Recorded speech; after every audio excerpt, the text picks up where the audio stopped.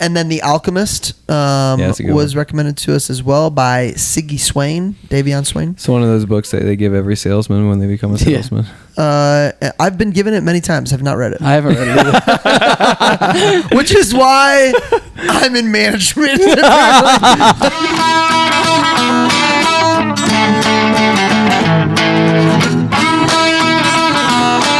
Welcome to The Cover, where three Hoosier friends judge books by their covers and movies by their trailers. That's right. I'm Brett, here with my fellow Indiana natives, Remington and Marcus, ready to dive into the stories that keep us up all night and occasionally put us to sleep. Whether you're a bookworm, movie buff, or just here for the witty banter, we've got you covered. Each week, we'll dissect a different book or movie, sharing fun facts, hot takes, and moments that make Marcus cry. Spoiler alert, we're not experts, but we're definitely opinionated. From literary masterpieces to blockbuster flops, nothing is safe from our snarky reviews and wild tangents. Who knew Hoosiers could be this entertaining? So grab your popcorn and reading glasses, because we're about to embark on a hilarious journey through the pages and screens that shape our lives. Or at least our weekends. You're listening to The Cover. Let's get the show on the road before one of our kids wakes up.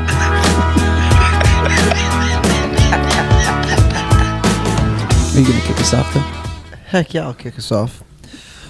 What's new, Rem? Welcome to The Cover, baby! Well, this is the question I was thinking about. What's the thing that you've spent money on, or things that you spend money on that's a lot of money? Most of everyone else would be like, I'm not sure why you spend so much money on that thing, but you justify it because of whatever. Like for me, this is what made me think of this. You guys are both wearing hats. I'm not wearing a hat tonight. I spend a stupid amount of money on hats because I'm on a never-ending journey to find the hat that fits my head, that looks the way I want, that fits right. And I found one that I really like, made by Branded Bills. But I really want a 5-panel hat. Like, so Brett's has a it'll fit right, but it doesn't look right, or it looks right, but it doesn't fit right. Or Right. So I really want a 5-panel hat. It can be trucker or not trucker, and I just like the design, the way that feels, and I want it to feel perfect on my head. And so I'm on this never-ending journey. This has been years. Backwards, trying forwards, to find. or it's got to go both. This is ridiculous. Why don't you just start a hat company? You can't find one. By the way, I was thinking the same thing. You can't find one. Just start a hat company. Well, then I'd have to research how to create a hat. It is. The Remington thing to do in this situation would be to start a hat It's company. obviously a hard thing to do. It's kind of like moving companies. Yeah. Every time I've worked with a moving company, I'm like, I need to start a moving company because they all suck. It's obviously a very tough, difficult thing to do. Clearly. Yeah. My thing would be the Remington hats would cost like $90, that's how much I'm spending on hats. You spent $90 on just a normal hat? I've spent. I mean, that hat costs $80, doesn't it? That melon hat. I think so. This is a gift. That's $80. Oh, really? This is a gift. So clearly not something on my list. Then the melon hats are like, you can wear them in the rain. You can throw them in the wash. Yeah, they're waterproof, and they are nice, but still not exactly. By the way, I've had this. I'm like I wear a lot of hats, but I'm like I don't want to spend more than $45 on a hat. I've been trying to recreate. There is someone listening right now going, "You only want to spend $45 on hats." Yeah, for sure. Someone Listen, is I get right that sounds bougie. I understand. I couldn't find the right word, but that's the word. That's absolutely. But we're talking about an $80 hat, and that's appalling me right now. I've been trying to recreate the hat that Dave Schaub gave us.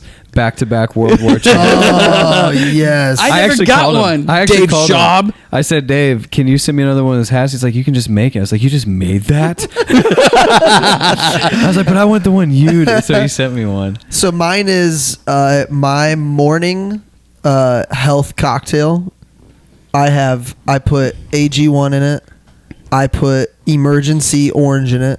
I put sugar-free liquid IV, which makes no sense because the emergency has sugar in it, but it kind of evens it out. You don't want to have double the sugar. It tastes so good with it. And then creatine. So my morning cocktail is probably $25. Have you done $10. research to know if all those things should be consumed at once? No. but Please email us at thecoverpod@gmail.com. He really gets going. yeah, let me know. We're gonna brand that. Actually, we're gonna cocktail. We're gonna send out. We're just gonna make it. I'll give some credit. Jeff Bry has a morning health cocktail that has emergency and AG1 greens, and I just took it to I think he does liquid IV too. Like just a regular emergency package for when you have a cold. Yes. Well, these say daily vitamins on them. So yeah, clearly I think the idea is like if you take emergency.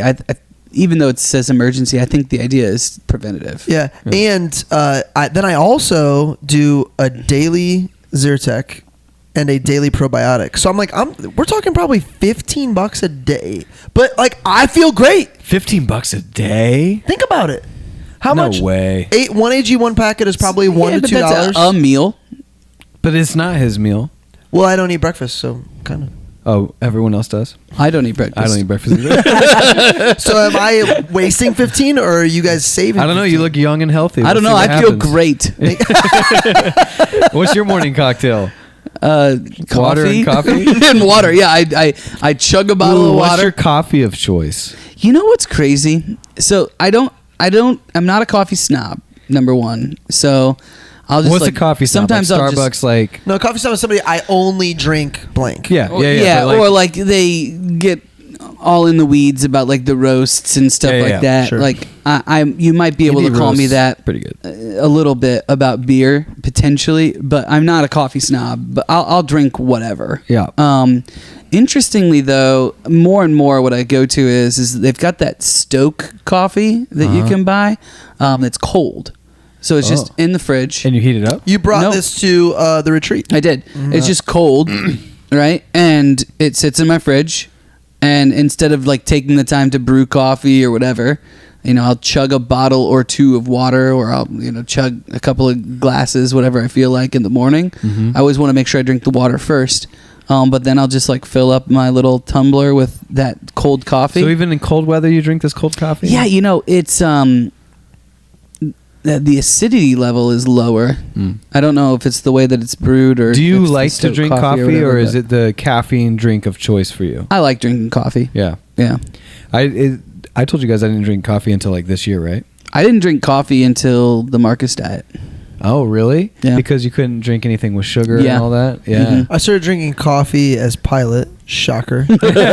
And this is disgusting. Chris Gibson has made an appearance on 2 episodes in a row. Chris was we didn't have one back in the day, but he was my sales manager essentially. Yeah. And I would drink my coffee in the morning, but I would never finish it. And back like this was when I was 22, so I was like putting like cream and sugar and everything. There'd be about 4 ounces left. I will reiterate. I drank the rest of the coffee throughout the morning. It's 2:00 in the afternoon.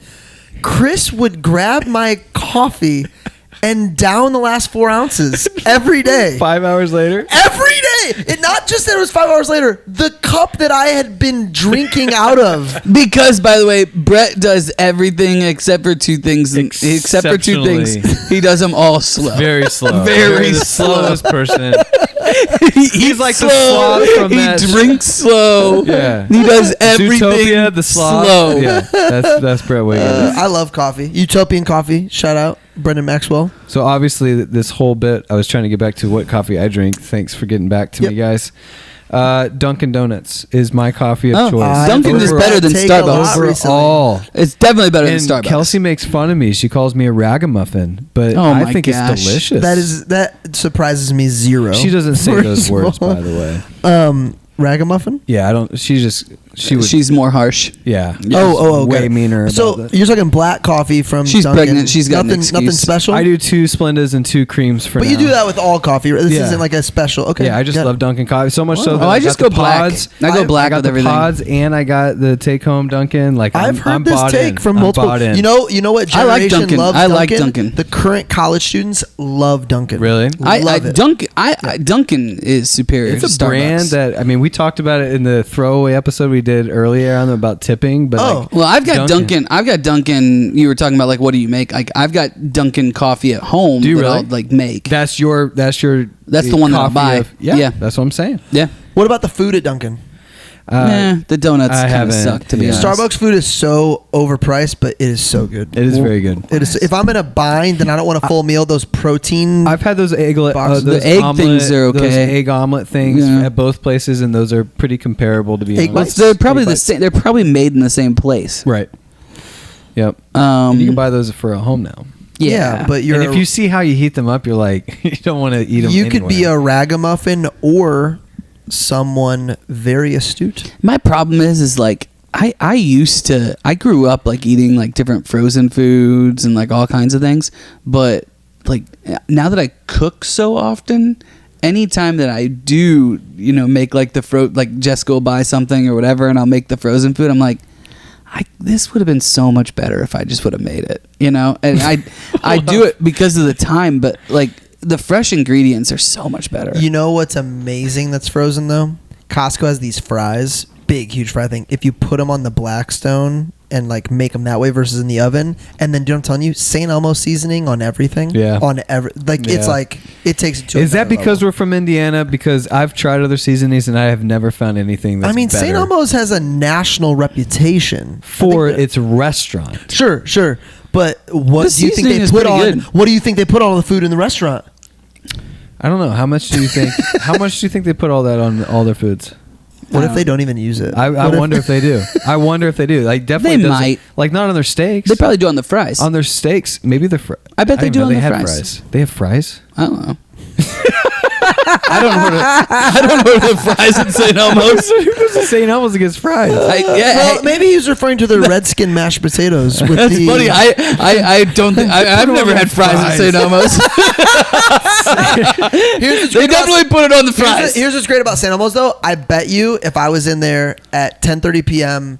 after a fun night and I said, Glenn, I just want some fries, but I want to eat here, Shout he out would Glenn. find a way to get me fries. Yeah. I can almost guarantee you that. Yeah, man. The service They at might have restaurants fries like at that Harry is and just Izzy's. I great. could see them. They in definitely have fries at Harry and Izzy's. So and it's they same have- kitchen, same They kitchen, have right? fries at HC Tavern. The fries Yeah. at HC Tavern are really Those good. are really good. Those come with the. I have had those. the lobster rolls. And Shout that's out like Hughes. Such a Hughes good, Culinary? Yeah, Hughes Culinary. Local? Yeah.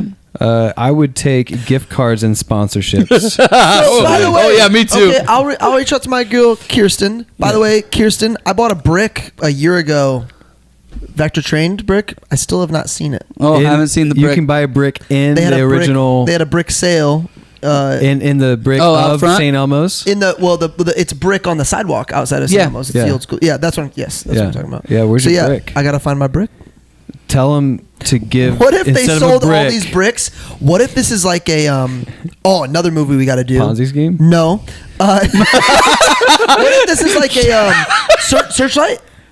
Spotlight. This Spotlight situation, way less serious, by the way. But where they sold all these bricks and they didn't actually sell any bricks, Yeah. and I'm the first call. Are you talking about the right movie? Yeah, man. It's like I'm the first. We should stop. Welcome to the cover. I'm one of your hosts, Brett Wickens. To my left, as always, I've got He's not going to say his name. if you're Marcus waiting on that. Mangus.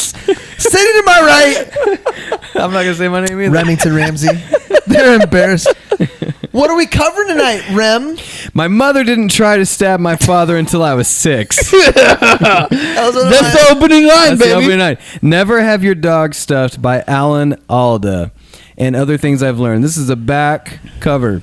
My mother didn't try to stab my father until I was 6. So begins Alan Alda's memoir, which is an elegant, funny, and affecting as his greatest performances. I'm sorry. Reading is It's hard. really hard to read in this light. Yet this is not a story of show business ups and downs. It is a story of a turning point in Alda's life. Events that would make him who he is, if only he could survive them. From the moment as a boy when his dead dog is returned, I see you counting out of the corner of my eye. You got 30 seconds, bro. From the moment as a boy when his dead dog is returned to the taxidermist shop with a hideous expression on his face, and Alda learns that death can't be undone. To his decades-long effort to find compassion for the loving but mentally ill mother he lived with. I'm sorry, that's not a good title. It's It's a really bad time to laugh. Are you still looking at me counting? It's just hard to get through when it's long like this. Alda learns that change.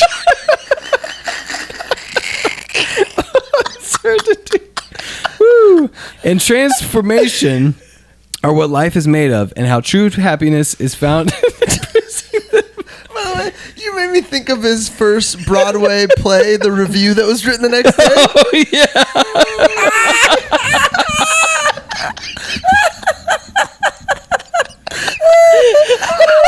You have to read the book because we're not saying that one.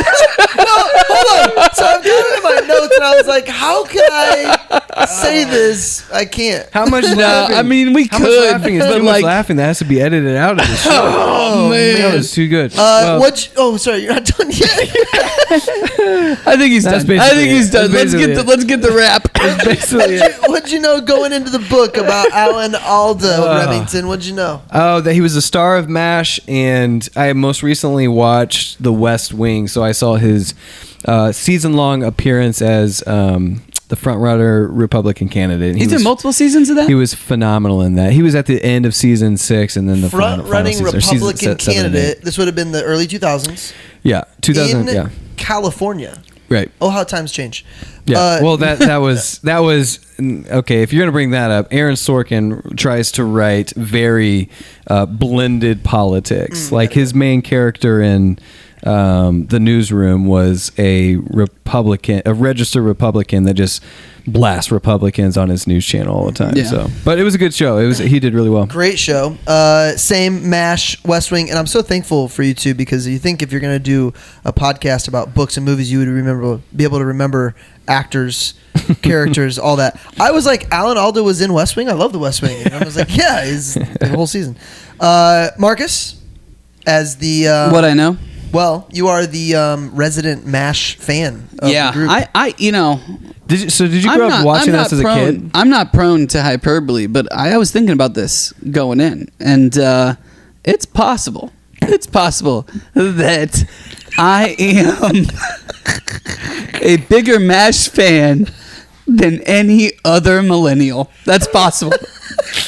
This is because Kathy Mangus allowed one television program to be watched in the Mangus household. No, I'll Only tell you Marcus this. could turn this into the greatest MASH fan of all time, Marcus Mangus. No, millennial. I said millennial. Greatest MASH millennial fan. I don't think there's many millennials that like MASH. The greatest living MASH fan.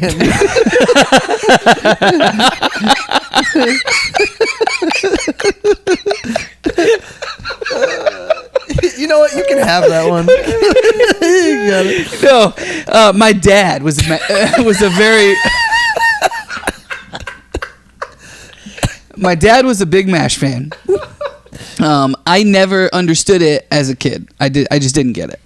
And then at some point, I believe I was in 8th grade. I bought my dad for Christmas the first 3 seasons of MASH on DVD. They had How'd come you know to do that. Have you? Did ever he bought- already like it? Yes, my dad So he talked already about. liked it. My dad talked about it all the time. He loved it. He had a couple of MASH shirts that were like super old. That Have you ever bought a DVD set for Collection? your parents? For Oh, your yeah. parents? I have too. Oh yeah. This must be a Prison Break. okay. Well, it's Dude, definitely great. it's definitely a millennial thing because like the DVDs were big. Right. They came out.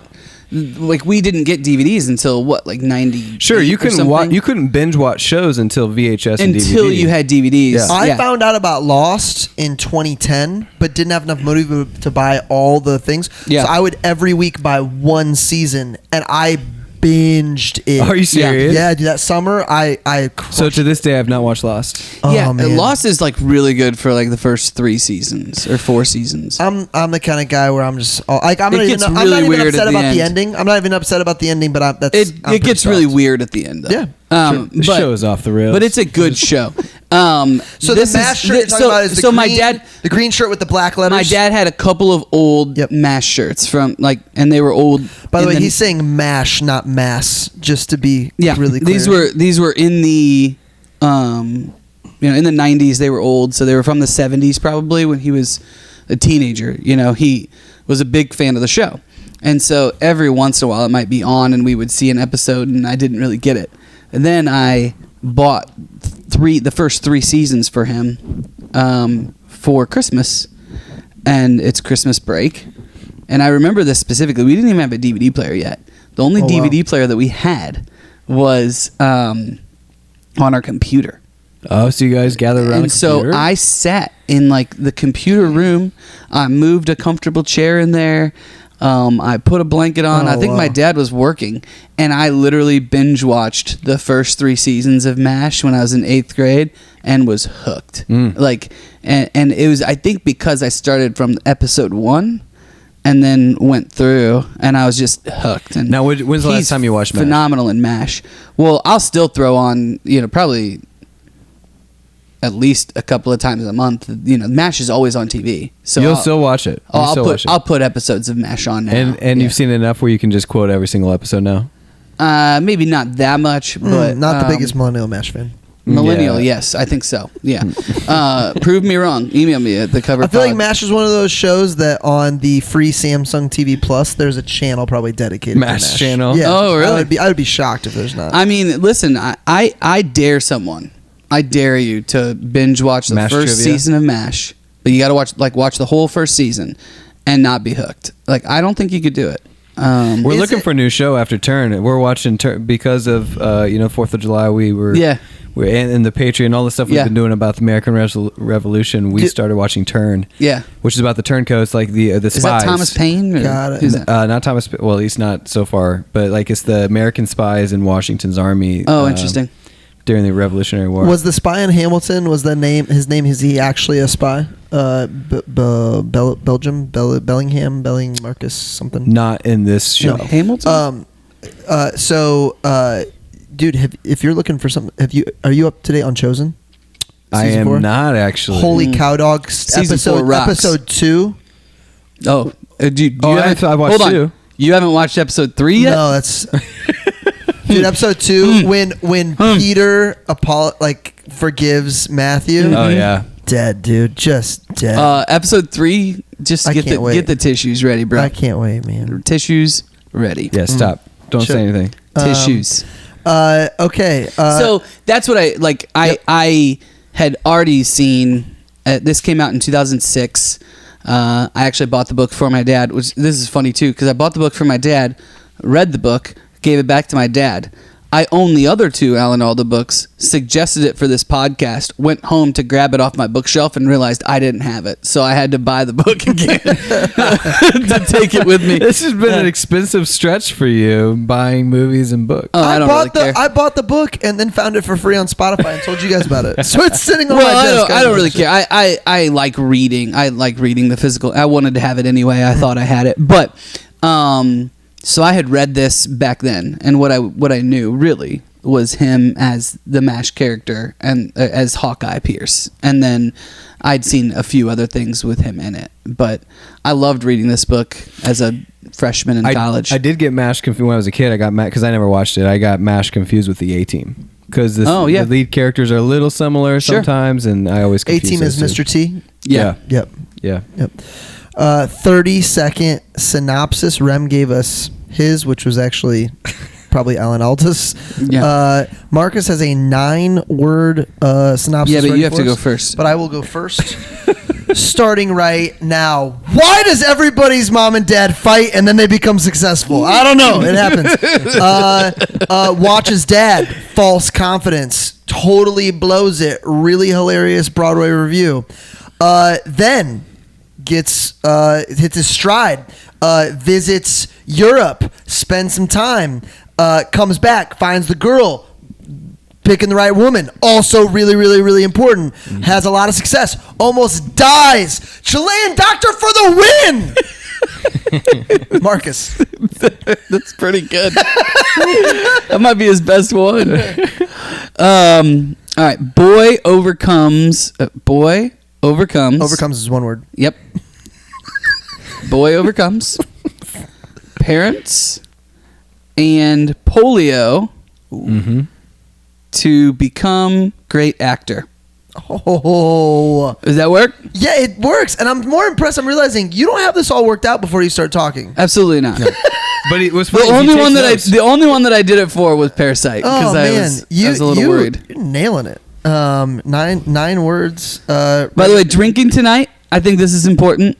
Hawkeye Pierce. We talked about Hawkeye Pierce. There's a lot of thought that goes into this drink. Yeah, I'm ready. Hawkeye had a gin still, and I'm sure it was more like moonshine, but they called it gin. He talks about swilling gin and doing all sorts of things with gin, and he drinks it constantly throughout MASH, and so I knew we had to go with gin tonight. And then I realized that he was nominated for he was the only Oscar nomination that he's gotten in his career was for The Aviator. So I got some Leo, right? So I got some aviation gin tonight. Made us some martinis, dirty martinis, because Gin that's the way that martinis. he would want them done with the olives. That's the way Hawkeye. I don't know about Alan Alda, but Also, Hawkeye would definitely want them done that way. Shout So out. That's Ryan what we're Reynolds. doing. Ryan Reynolds gin, right? I think it is. Yeah. Fantastic. Rest in peace, vodka. Well, that's a Yeah. That's a great motto. that's a great. Well, I'm a big Bloody Mary guy. No, that's just what Ryan. That's what Oh. he says in all his commercials. Sorry, does sorry, he? Ryan. Rest in peace, vodka. Yeah. What is Bloody Mary? You guys watch traditionally- commercials? Imagine bringing back an entire line of alcohol, not just like gin. Like Well- he's reviving gin. Well, it's Is within it gin or gin? Gin. Gin. Within Okay, 'cause you were saying gin. Within Welcome to Wrexham, you see behind the scenes of making the commercials. Oh, so he's watching. gotcha. Like Gen Con. No, Gin, it's not. Gin Con. Yes, Let's- we are. I will go to Gin Con. I will definitely go to Gin Con. What's the traditional mix with the Bloody Mary? Is it gin or is it rum or is it It's- vodka? it's I mean, vodka. technically, Okay, yeah, technically, you probably could use any spirit. yeah, right? I think yes. kind of like an old fashioned. You can use whatever spirit. Yeah. So it's a I way of had making the drink. I love Bloody Mary on like the weekend or usually football Sundays, like after church, watch football. Awesome. Yeah. But I was like, you know what? I really want Bloody Mary. I haven't had one for a while. There's some Zing Zang in their fridge. I drank it. I made a big one. And like midway through, Tasted I was like, weird? Man, my stomach hurts. I'm like, How long does this stuff expire? It expired in February. Wait, this is like the other day. This is like Saturday. in June. Yeah. We're recording this on July 8th. Oh my gosh. Not great. Not great, Bob. What made you think, Marcus? I feel like this is going to be your episode. This Really? is your, dude. this I'm more is- curious because I've read it you- before. I'm curious about you guys. You love like you've got a really. I really love You've got a MASH. connection to MASH. Yeah, man. I really love MASH. And But this book's way bigger than MASH. Well, It okay, is. It is way. It's, MASH in is fact, such a it's small very part. little about MASH. Yeah. yeah. How about this though? Just to kick off, we'll start here. Him describing hiding behind the rock or whatever it is for the first scene of MASH. Yeah. And like the walk from there to wherever he's Finding going. Hecate. Trying to find his character. Yes, Yeah, and that like was midway cool. through, maybe you guys can remember. He has this thought of like, "You are what's his name, Hawk." Well, Hecaba's different. His name is Hawkeye. As I said, his name is this Hawkeye is Marcus's Pierce. episode. Is that what you're asking? Yes. His name is Hawkeye Pierce. Yes. Yes. Yes, Benjamin Franklin Pierce. His dad always called him Hawkeye got it. from See, The Last of the Mohicans. But yeah, what he's walking from there over the side and finds his character, and there's been grabs so the nurse, Grabs the dips nurse. the Yes. nurse. Yeah. which was not planned, right? Right. Well, he told him just go be Hawkeye. Right? There's so many moments during the book that happened where it was like whether he was really, really, really nervous to go on stage, and then he gets one laugh and he's like, "Oh." Well, I'll tell you this. What I love, like you guys haven't ever done stage acting, right? So- I mean, when I was in high school. Yeah, I mean, I did a lot in high school.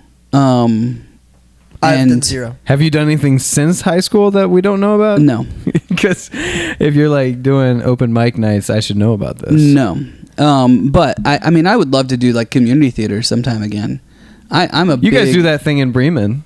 Well, yeah, that's acting for sure. The Holy Walk. Yeah. Shout out Bremen, the Holy Walk. Indiana. Bremen, Indiana, up near South Bend. My parents go to Harbor Shores now, so I'm expecting them to be in the play. But anyway, I did 2 or 3 shows a year when I was in high school. And so much of this is about him acting on stage, and there's so much that resonates about just like a moment that it clicks, or something that happens on stage, or that first laugh that you get. You know, we did, I think it was my sophomore year, we did a play called Rumors by Neil Simon, and it reminded me a lot of what he talked about in this book. With Glenn Ross, which is way later in his career that he does Glenn Ross. But he talks about how David Mamet's, his writing, right, and the back and forth, the dialogue between the characters is really hard for him to get. Like, it hasn't clicked with him yet. And I literally remember, like, we didn't do one rehearsal well the entire time with that play. Not one. And I'm talking dress rehearsals, everything. We were scared to death to go out there in front of people, because we had never made it through the show without messing up. And messing up like a lot. Yeah. And a lot of it was due to, like, there's nothing to hide behind. It's a straight play. It's got to be quick. There's lots of jokes that you have to get in there. And right. There's lots of moving parts to the play, and it's a hilarious script. But we hadn't gotten it right once, and then opening night, something magical just happened, you know, and we just freaking nailed it. And it was because there was so much adrenaline going, and you just knew you had to get it right. Like, you just knew. Yeah. And from that point forward, we were good. But that reminded me of, like, the Glenn Ross situation, where he talks about Guys and Dolls and having 3 days to prepare for a role that he said he knew, but he didn't actually know. You know. Oh man, how about that scene when many he's, like, of those times. out. So if you talk about, like, what resonated with me, that really resonated with me. Is that like it really takes me back to that spot of acting, and like I think it's super valuable to have those kinds of experiences. It was cool to hear him talk about that. I think what's interesting to me about this book in particular is that he, much like Matthew McConaughey, spends a lot of time on him before he's even the age of 10. Like, the entire book is like, crazy that they both upbringing. that they both start the book with their mom, like, trying to kill their dad? Yeah, crazy. I know. That is wild. And when was this written? What year was this written? 2006. So it's possible McConaughey read the book and drew inspiration, but like his mom, you know, it says on the back cover, like, she battled mental health, and she was basically schizophrenic and very paranoid all the time. Like, the part of the book that they keep going back to bring light to this is that they're flying home, and she sits next to the door and looks at him, who's a kid still, and says, "I know exactly why you set me here, because you want to push me out of this plane." She's saying this to her kid. Yep. She's like, "You switch spots with me." Like, that's the level of paranoia. He's in college, right? I don't know. Yeah. He's a kid. And so they switch spots, and he periodically throughout the book, as he's talking about his relationship with his mom, always goes back to, like, she still thinks that I'm out to get her, even up till her last final days. Yep. And the book really turns out to be his battle with his relationship with his mom, and how he's dealing with her paranoia and also not wanting to become her. And man, like, the book, honestly, like, I didn't really enjoy the book up until, like, halfway through when it picked up and he started talking. Because I wrote this down. I think that sometimes, like, I think it's funny that you want stories about things that you already know about them. Like, you want to hear more about MASH. Like, well, how do you know them? Like, the movies. Sure. Like, tell me about the movie roles. But the biographer finally gets to tell the stories they want to tell. And I think they take advantage of that sometimes. Like, it's kind of like you like as the band that doesn't play their best hits or something. Yeah, it's like, as a consumer, you say to an athlete, "Hey, we don't care about your politics. Shut up and just play football or basketball," or something like that. But to that person who's like, "My life is more than this. This is my stage. You bought this book. This is what I want to talk about." You know, I didn't enjoy, Remington didn't enjoy the first half of the book, but this is really what he wanted to talk about. So, you know, I bought the book and I read it, and, like, there's something there for, like, a biographer to finally get the stage that they want, we want to hear about MASH. He wants to talk about how he got there. And in his first 2 chapters, just like the way he was raised, at one point, one of the quotes is, "I realized I'm on my own." Like he says that, like, my parents were not parents. Like I was on my own. Very Joe. What? Very Joe. Yeah, very Joe from Very Boys Joe. in the Boat. Boys in the Boat. Yeah. Well, yeah, I mean, a little bit. I mean, his parents were there. Just the concept of it's on me. I'm raising it's myself on me. here. I'm glad you shared that, because I love that I went in with zero expectations, because I loved it. I really, really, really loved it. And maybe parts of it resonated with me a little bit. Maybe it was me not going with any expectations, but man, I really, really, really enjoyed it. I just gained so much more respect for him, because I think sometimes we can view actors or famous people as, again, even though we know it's not true, you lucked into this, or you're not really, like, dude, holy cow, like, he battled his way to where he got. So I gained so much more respect for him. Yeah, worked super hard. Yeah. I mean, you think about even, a big piece at the beginning that really hits me, and he talks, this is where the dog comes in, right? And then he uses the stuffed dog throughout. Right. But him having polio, like, I remember reading this for the first time, and like, to us, polio doesn't really exist. Like, right. I mean, I guess it does, but nobody gets polio. Right. Like, we don't understand how serious it was. Yeah. I remember, though, reading this and then doing a little bit of research on it and realizing, like, holy crap, a lot of kids like were completely screwed up because of polio. There was a guy that I went to a church retreat with that was a pretty old guy, and he literally walked, like, completely hunched over because he had polio when he was a kid. Right. And hearing him describing just how painful the treatments were and what he had to go through. I think a lot of that is really, forming as well. So I enjoyed the first part where he talked about how insane it was growing up, going to these shows and all these. He's around all these, like, naked women and stuff as a child. His parents allowed him to be around a burlesque crew like that and just hanging out. Wild, completely wild. But he also says part of the reasons he was so successful when he was asking if he could go. He wanted his school to just pass him, and everybody's kind of playing along except for, like, this one teacher. Oh, when he wants to go to Paris? He wants to go to Paris, and his principal was like, well, you got to do whatever. And then it kind of, like, bait and switches him was, well, you got to be a part of this group if you want to go to Paris. And it's some acting group, I believe. No. What's the group that he has to be a part of to be able to go? The honors college. So he's in college. He's at Fordham. He can go to Paris, but he finds out that you can go to Paris. So he goes to the dean. And he's like, I want to be a part of that program. The dean says, well, if you average a 90 in your classes, you can do it. He says, okay, good, I'm in. Right?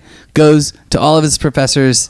Some of them are really easy on him. Some of them say, you're going to have to work really hard for this. But he ends up averaging a 90. After that, he finds out that this foreign exchange program was associated with the honor students. And he gets invited to go essentially hang out with the honor students. And that's where... But they're asking tough questions. One of the questions they ask is around... I don't remember the idea that it was around... Well, they're studying Greek... Yes. Like plays. Yes. And then all of a sudden he realizes, I know all of this. And it's because of all of his time he spent around the burlesque group and that crew. And he crushes it and leaves everybody speechless. And it's like, well, I guess he's going to Paris. Burlesque, vaudeville, all that stuff that he'd seen. Shows, yeah. I mean, his dad was a comedian and he also put on shows. He was an actor. And his dad was traveled. on... his dad was a really, like, pretty famous actor. Yeah. I don't want to misspeak. Was he on Johnny Carson? Does he mention being on some type of show like that? Yeah, like late shows. Yeah, like he was featured, and like, and not only that, he was hanging out with a bunch of other really famous comedians. Yeah. They mentioned like Lenny Bruce wasn't one of them, but like Lenny Bruce. His dad was also like a leading man at one point. Right. Like, he was a handsome guy. So to be clear, like, not enjoy it. It dragged on a couple times. I'm like, I don't need to hear another story. I get it. Like your dad. Yeah, like all the bullying They put you in a bunch of stuff and stuff. things like Okay, that. cool. Yeah. But like, so where he talks about the dog, which is pretty early on in the book. It's very early, It's yeah. really cool to see where he's going with the theme of his book, because Yes. basically what happens is this dog dies. It's pretty traumatic, and as they're By the way, who puts a dog in a room by himself with a bunch of Chinese food? What? Who does that? They literally have leftover Chinese and they're like, here, Fido, go in the laundry room with the Chinese and just go to town. I don't know. My dog ate way worse than Chinese and was fine. His so- description of what happens next, by the way, like fecal matter flying everywhere while he's going in Anyway, circles. I'm thinking the whole time, of course the dog died. Of course. Sorry, Right. keep going. So the dog dies. It's pretty traumatic, and they're trying to. As he's burying him, he can't get it together, and so, his dad suggests, well, what if we stuff him? And so he basically describes the situation. It's pretty funny, actually. Like the dog, they stuff him with the taxidermy, but they stretch his face, and he's got this his eyes and his face constantly look surprised. And so people would go in and see this dog standing there and not know what to do, and they'd like back out, and like it was just freaking everybody out. And it turned out to be a situation where he thought it would prolong the love of his dog and the joy he found from his dog, but really it was just his inability to let things run its course and then move on. And so never have your dog stuffed is just basically the theme of his book with, hey, things need to run their natural course and you need to be okay with that. And that was cool to see him bring that together. So like that was a pivotal part in the book that I thought was really cool. I also can I go ahead. Can I read a little bit here? while you're looking for that, one of the quotes that went along with what you just said, Rem, that I wrote down was, hanging on to any living moment longer than it wants you to. Mm-hmm. And that was really like started with them stuffing the dog. Yeah, he says the effort to keep him had seemed to make him disappear even more because it changed his memory of the dog. Rather than remembering the dog, Yep. he remembered the stuffed dog, and then in his mind that became Replace the dog, right? He says memory can be a kind of mental taxidermy, trying to hold on to the present after it's become the past. Mm-hmm. I didn't know this then. Change was coming. I was going to have to come out of my cocoon soon, but I wasn't ready for the next stage of my life. I hung on to the early times as long as I could. And that's what his mom does all the time. Yeah, he says about his mom, she tried to hang on to a past me and shape a new version at the same time. Do you remember the story when Santa Claus? Yes, And his Santa dad's Claus. not just letting it happen. His dad's not just letting it happen, but another kind of like, dude enabling not it. stepping up, being like father, being dad. Yeah. But the Santa Claus story is wild. Now, yes, but I think in this situation, given the fact that she is so far gone mentally, it's a little. He sticks different. around for a long time. Yeah, it's a little Oh, different for him. He's not a deadbeat. No, not a deadbeat, not a deadbeat. And I think them separating is totally separate situation. Just him allowing that to play on. It was just weird. Yeah. But the Santa Claus thing, she finds out that Alan Doesn't no believe. longer believes in Santa Claus, Right. and she's like shaming him for it. No, I didn't get that. She's No? not shaming for him. She's just so She's beside herself mourning that the he's fact not that- that he's not her little boy anymore. Like you already read the quote. She's like hanging on to the younger version Yep. of him that she wanted him to be, and she's basically begging for him to believe in Santa Claus. I don't think she's so shaming that she him, can though. hold on to him as a Yeah. little boy. Yeah, I think it's manipulation one way Sure. or the other. Sure. But yeah, maybe not shaming, but yeah, another thing he says about his mother is not speaking about things is just how we operated. Mm. And I think there's probably many people listening where it's like, oh yeah, I can think of many things in my family where that's yeah. That's the whole thing with mental health. Period. Is Yeah. like bringing it out to light and talking about it is better than ignoring it. Makes sense why they struggle with so many of those things and why so many things just kind of happen. Like literally hanging out, playing games with naked dancers at what they said 6. From 7? the time he was born, basically. Crazy. Yeah, Just I mean, normal. wild. He said he was their pet. Yeah. Like they would just have him in there. Like So I'm messed thinking, have you guys ever seen the movie Burlesque? Yes. Yeah, it's like I'm that's my only real kind of like frame of reference. Right. Right? A kid. Yep. Yeah. But like a kid up there in the dressing room with them. Yeah, they'd be just like, all right. dressing, undressing, What did they call like him? these women on the stage, him on the The side. wings. What'd they call him as a little kid? Oh. Allie or Allie or something. Ollie. But yeah, they'd be like, all right, turn around, Allie. Mm-hmm. Go, whatever. Burlesque, by the way, awesome movie. I Yeah. actually really liked I it. enjoyed it. Aguilera. Yeah. Cher. I had a big crush on her in elementary school. Cher. She was my. Did not have a crush on Cher. She was the poster. Christina Aguilera was the poster you had in She was my your screensaver. locker. She was my desktop background, dude. At what age? 11, 12. You had a computer at 11? So we got my. So Mark's talking about winter break binging MASH made me think of this earlier.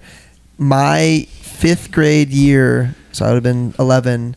We got a computer and internet dial-up at my mom's house, and that winter break was freaking awesome. Like, I just remember that winter break being so excited about the But computer. no one could use the phone. Yeah. That's how Red Alert. Mom, get off the phone. I'm playing Red Alert. Dude, when you'd be downloading something on LimeWire and it'd be like 75% done, the phone would ring, you'd be like, no! LimeWire. LimeWire. I think I tried Napster once. and Napster? then went to LimeWire. Napster had a short run, a short but mighty run. Dude, mighty run. Yeah, I mean Justin Timberlake, he got it done. Facebook reference. He did learn a lot I like that movie too. during his time with the burlesque crew, though. I mean, tons of teachable moments that stopped and made me pause. Yeah. Most of my stuff thinking, though, was to do with his relationship with his parents.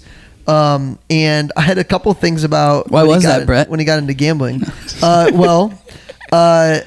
So he got his dad.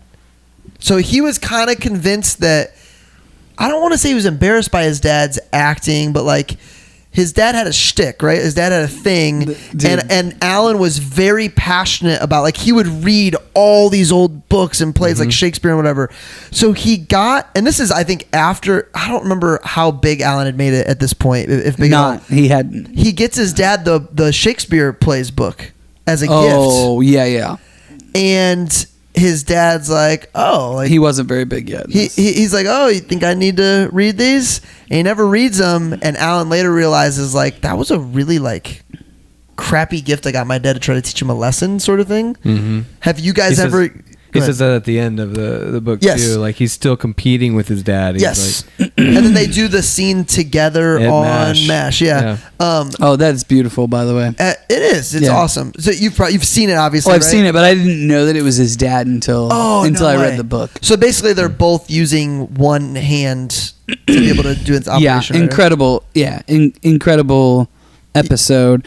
Now here's something he says in the book here's that something. he won an Emmy for writing an episode. Yeah, he did. Yeah, How do you win it? You won an Emmy for one single episode? Best episode. episode Best guest. I'm not sure. I mean, he won a lot of Emmys, so I don't know which one was which. Yeah. But little disappointing as the biggest millennial fan of MASH, but I didn't say I was the biggest Alan Alda fan. oh, okay, Yeah, that's fair.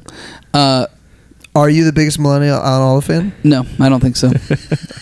There's people that watch The West Wing. Okay. They right. really like him. Can't even tell me what season that he was also on. don't claim to be the biggest anything.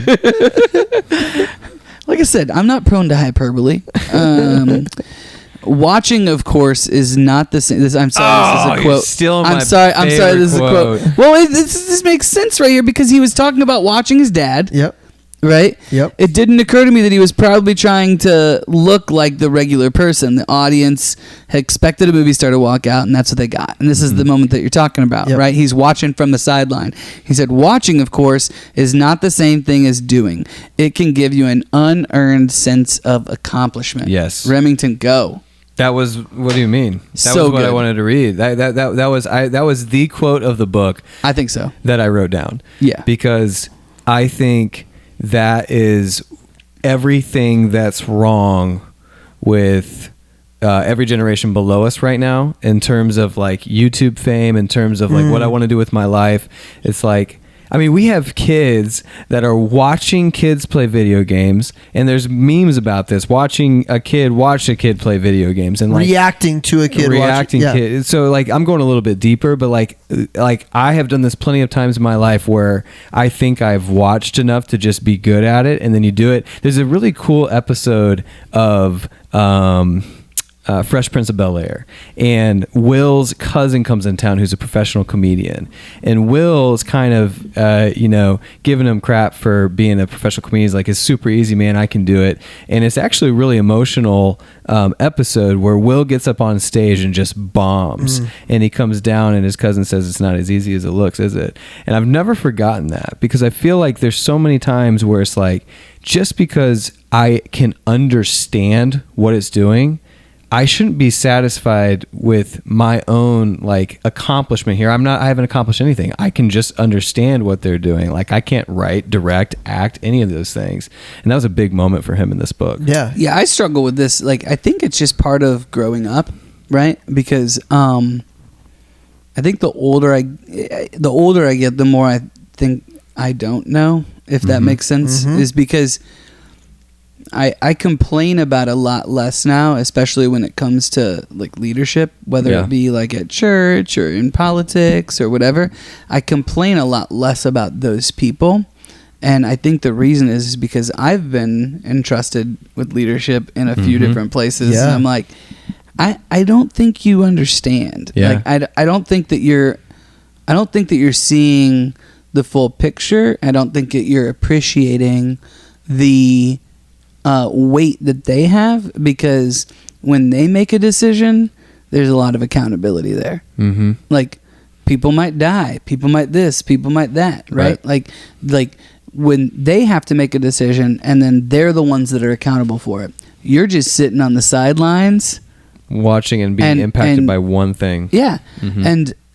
And so more and more I find myself like, hey, we should wait and listen. And you're very good at that, about when somebody asks you your opinion of something that just happened. It's like, well, I don't have all the facts. I know I don't have all the perspectives yet. I have to wait to be able to have an opinion on this. Yeah, it's tough. I mean, it's a hard thing to do, because today's all about clicks. Today's all about, quote unquote, being relevant, right?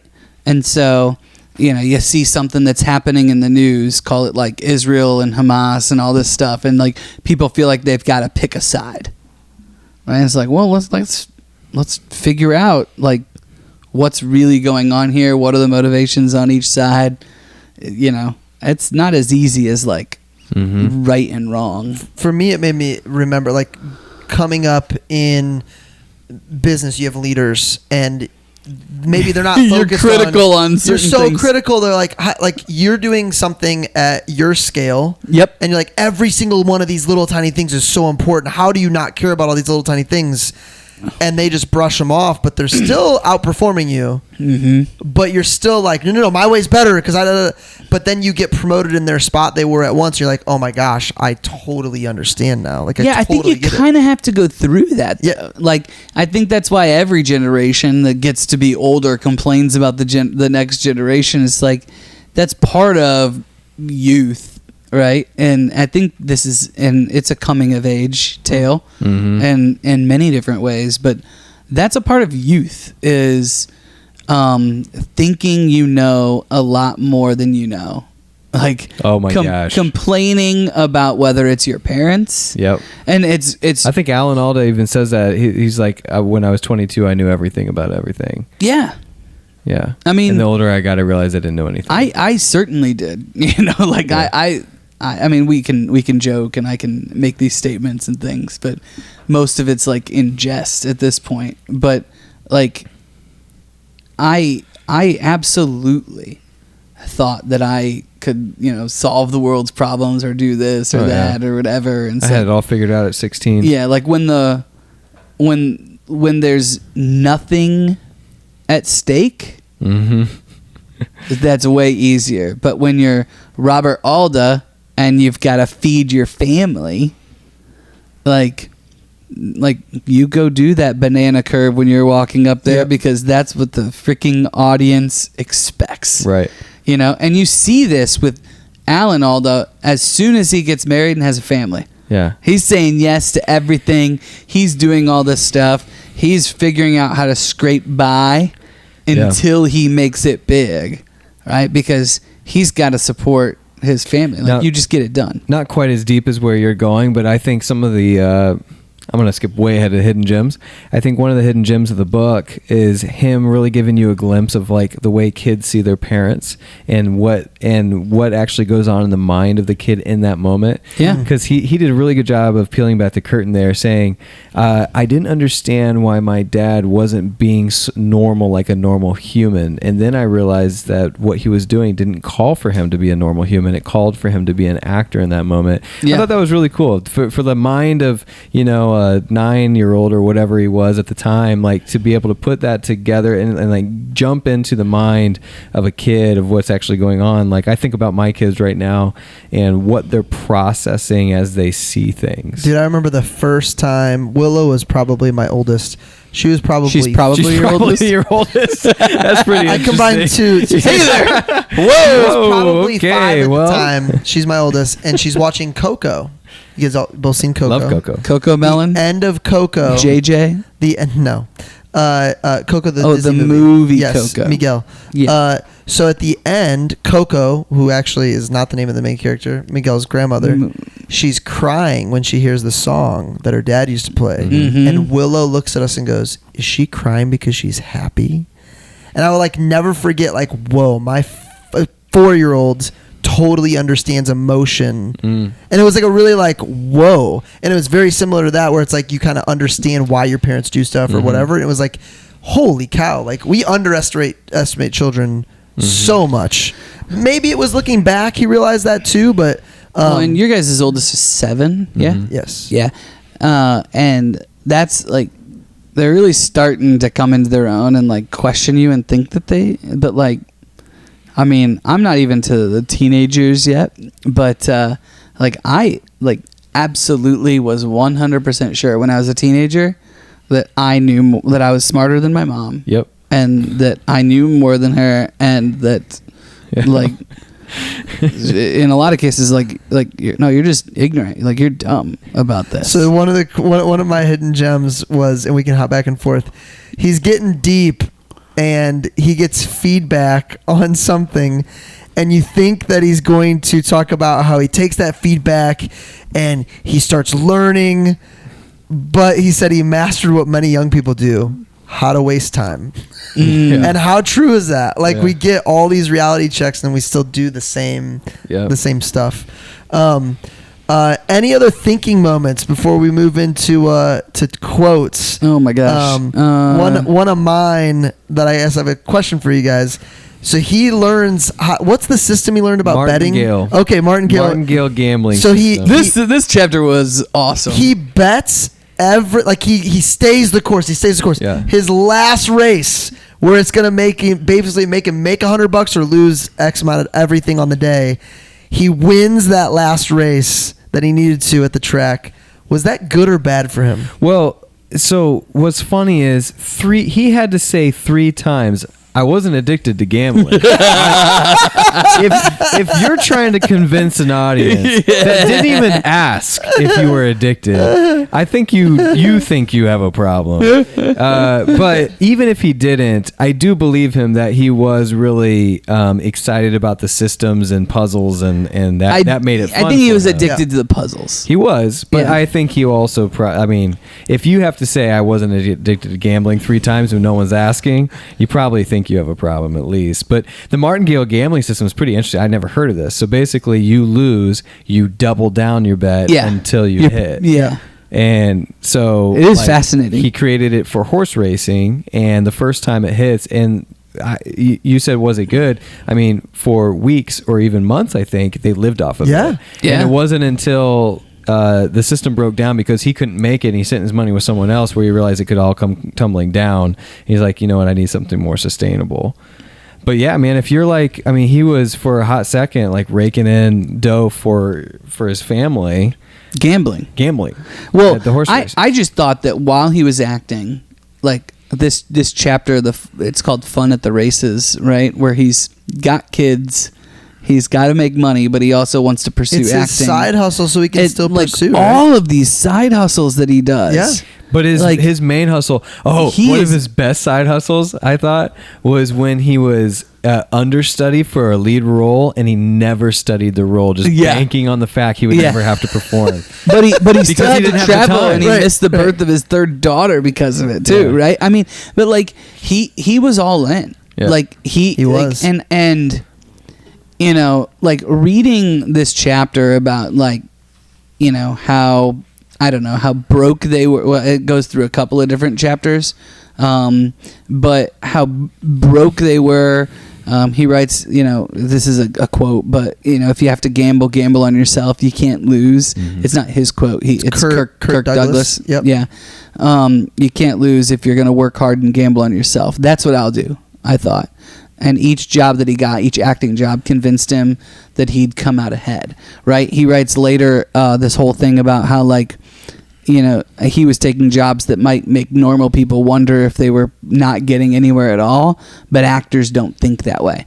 I think a lot of successful people, like, don't think that way. No. Like, a lot of, like, whether it's sales or, you know, just entrepreneurship or you're opening up a business, acting, and you know, these guys are, like, they are their business, right? And I don't know how to phrase this correctly, but there are so many people who are like, oh, like, I'm going to learn about the stuff, I'm going to do whatever, and then I'm going to demand that I get what I need, and it's going to be given to me. Like, all these stories of all these side hustles, not making an excuse, like fighting their way through it, finding, like, if I've got to go be a doorman for 8 hours a day, that's what I'm going to do.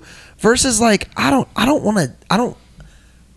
think I believe this, but man, there's definitely a theory out there that I'm just going to sit back at home and just be lazy and not try then, if that's what I have to do, if it's not just gonna be given me right away. And like, I don't know, this feels like this used to be like yes, that's what you do, you go figure it out, you do what you have to do. Mm-hmm. And that does not feel like the norm anymore. I don't think I'm guessing that it's not the norm ever. You know what quote I'm thinking of, because we just got done reading Boys in the Boat, where people like had to figure it out. Yeah. The weak times quote. Right? Weak times create strong men create strong weak times create well, I mean, we're going to botch it now, but Yeah. strong men bring easy times. Yes. Easy times create weak men. And so, like, I feel like he was just caught up. I mean, we're now caught up in the easy times, but we're now causing hard times. So you're going to see strong men rise up. Yeah. And women. Albert, one of leaders of my Aldi job, Leonardo. always says, dude, when the family does well, that's when the kids can get soft. You've got to be like extra hard, intentional about making things tough, which is a common theme throughout all these biographies. Like, when life is tough and you let your kids develop with hard moments, like that's it's going to take some hurt. It's going to take some pain. I think with all three of these, well, four that we've so done, we're talking McConaughey, Grohl, Boys in the Boat, Joe Rans, Joe Rans, say, Alan Alda. You know, like, they were able to succeed despite their circumstance. They're definitely not the rule, right? Like, they're the exception. They're exceptional. They're exceptional humans in the things that they've been able to accomplish. So, like, if you're going to paint with a broad stroke, I think you would rather provide that kind of, like, safety or whatever for your kids, but like, how do you provide that, hey, you're safe to go out there and make mistakes, and then let them make those mistakes and let them be hardened by life experiences, or the, like, maybe like prodigal son type stuff, right? Like, where it's that's something that you really got to try to figure out. Yeah, it's subjective. It's in the moment. And I used to think it meant like, oh, I've got the money to be able to help you out when you need it if you fail, when it's like, no, actually it's if you fail, you are going to pick yourself back But up. you're I'm loved. here to love you through Yeah, it. exactly. It's not the safety net of, I'm the shoulder. yeah, right. I think that's the, when I think, how do you let them fail with the safety net? It's, hey, yeah, you got to pick yourself back up. And I mean, yeah, that's it's interesting. They didn't really have, there was no safety net, you know. Yeah. I It's remember funny, when He I said first, he resonated with Job. Like he talked about the book of Job and how That's right. the discussion Job has with God reminded him of his own situation. But what's funny is like he didn't really go anywhere with that. Like, No, he didn't. You can tell he definitely wrestles with his own spirituality, given his Catholic background and not believing in the sacraments, and then he talks about like certain things. So like he'll bring it up, and you can tell it was influential, and it was something he battled with. But you don't really see where it leads him, at least with the Job thing. I thought it was really awesome that he was willing to be so authentic about it too. Like I really feel like I could peer into what was going on in his head throughout all of those experiences he had at Catholic school and all of that. You brought up his mom. One of the things he said the day he realized how to handle his mom's crazy thoughts, it really clicked with me that we can either press against those hard moments or lean into them and really figure them out. That was so impressive how he ended up learning how to handle his mom, whether it was her outbursts or her schizophrenia, I believe. The way she talked to his wife. Yeah. Dude, I mean, those boundaries that he learned. Oh man, so good. I mean, we all have relationships, not necessarily exact like that. But It's funny you're saying that. Like I found myself thinking like we don't choose our parents, we don't choose our family really, and there's a reason they're put in our lives, and what you do is pretty admirable what he chose to do, because given the stories that we hear, there's not a whole lot of redeeming qualities that she wasn't really a mom to him really at all ever. No. So for him to choose to continue to love her and you know, be her son and do all the things that she never said thank you for. Yeah, in the Greek they'd call that the agape love, right? Like, Yeah. I love you no matter what. Yeah. Which you see in the parents, but for a kid, Yeah. that's pretty impressive. Yeah. How about another thing that made me think, I'd be curious on your guys' thoughts here, but he becomes famous. And he wrestles with this, right? This is when he's talking, he titles the chapter Famous Women I've Kissed, because he's like, people want some scandal in these books. Remington wants some scandal. He wants to hear the stories and things. Yeah. So I'll just name a bunch of the women I've kissed, and then I'll talk about being famous for a second and wonder why people even care. But he really, like, he doesn't like being famous. He like really struggles with that piece of it. And he talks about, I've always wondered why people wanted to be rich and famous. I'll go ahead and just make this a quote here for you, Brett. But if you could be rich and anonymous, that would be fun. To be famous, not rich, the way we were, was at least fun. That was when he was a kid, right? Famous but not rich. But it takes time and effort to be famous. And if they offer you fame without money, don't take it. It's a scam. I think that's so fascinating. But I think that's what so many people are chasing nowadays. Those 15 minutes, that viral video, that like it's 100%. so misled. Well, because they think that it lasts. Like they think that, okay, this will be my life now. But in reality, you're just that 15-second flash in the pan. Yeah. That, I mean, That's the famous who but writes not about rich. that? He says it's a scam. So like, you know, is that TikTok? This is way before that. I mean, this is like, we're talking social media was in its infancy. The only reason I'm on this podcast is because of all the money we're making.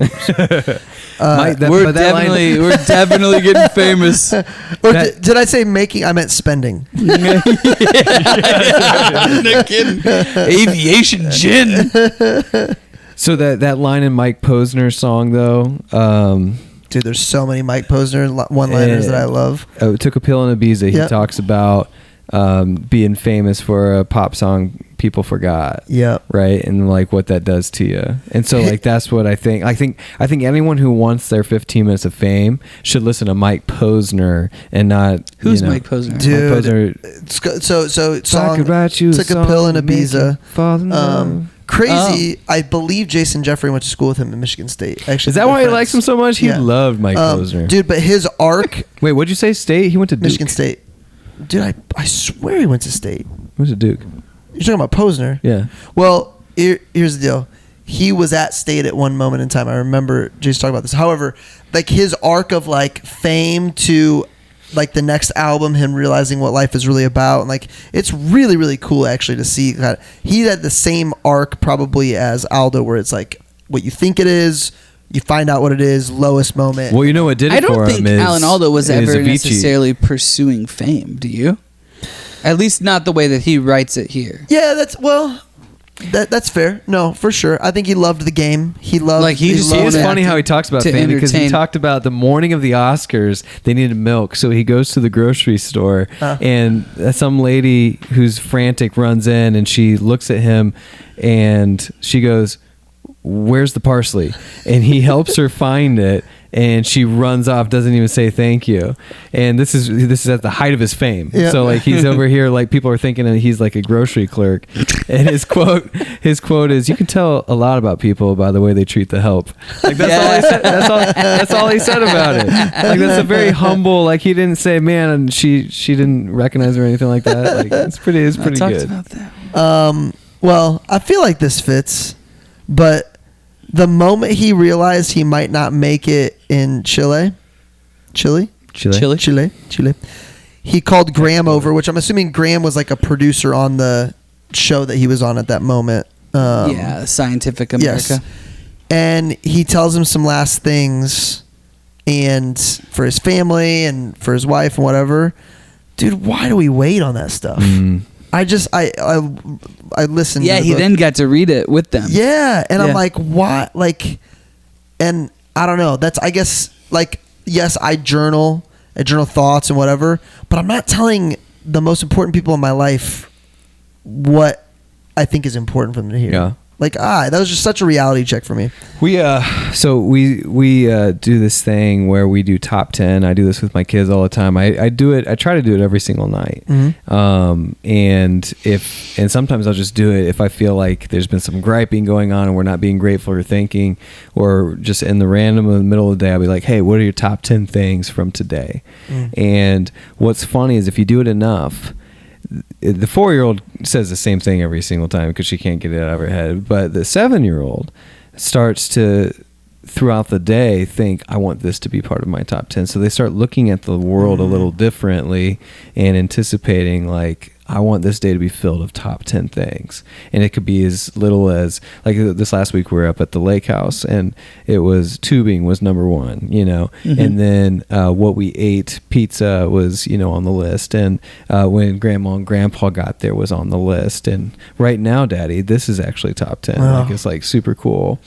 So yeah, I totally resonate with what you're saying in terms of like, why don't we appreciate and tell our family like how we feel all the time and not wait for Father's Day to write a Father's Day card. Right. How many of Evie's top 10 things are food? She now weighs more than my 6-year-old. She does. She weighs 2 pounds heavier than my 6-year-old. She is an absolute unit. She is a unit. I love her. Yeah, Jude probably weighs more than Quinn, but that's a boy girl. I don't know. Last thing I had to think about, or resonated or whatever. He has a whole chapter that's called "Yes to Everything." It's probably the longest chapter in the book, right?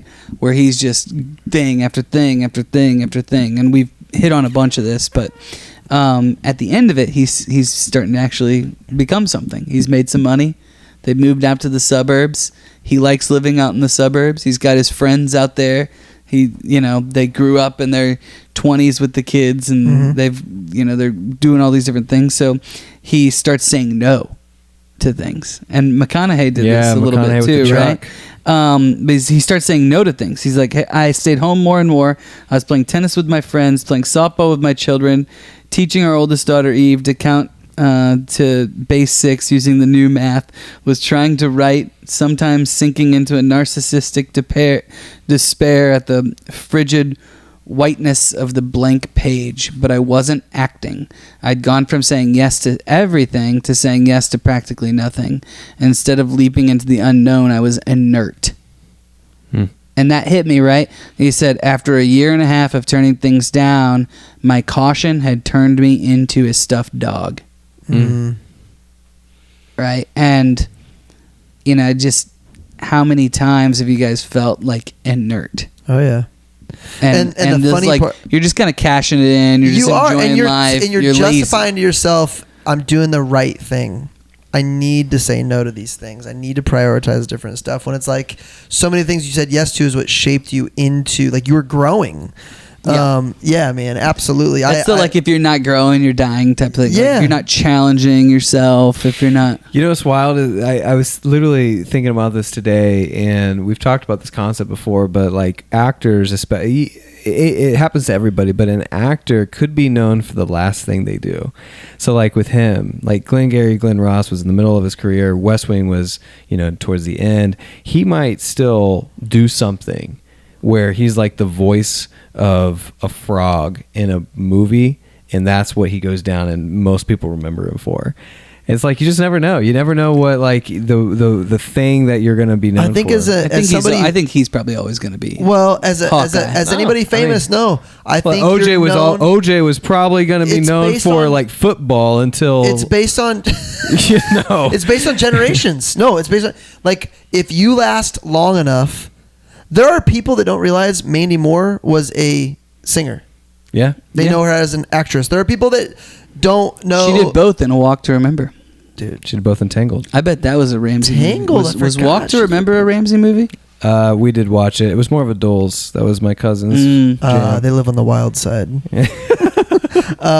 It is like I think when you outlast the normal career of somebody like that, like there are certain ages of people that remember you for this and certain that remember you for that. Like Tyrese is known Fast and Furious. Riley did not know he was a singer. Maybe you guys didn't know either. Sweet Lady was like the jam to play with any girl at the roller skating rink in 5th grade.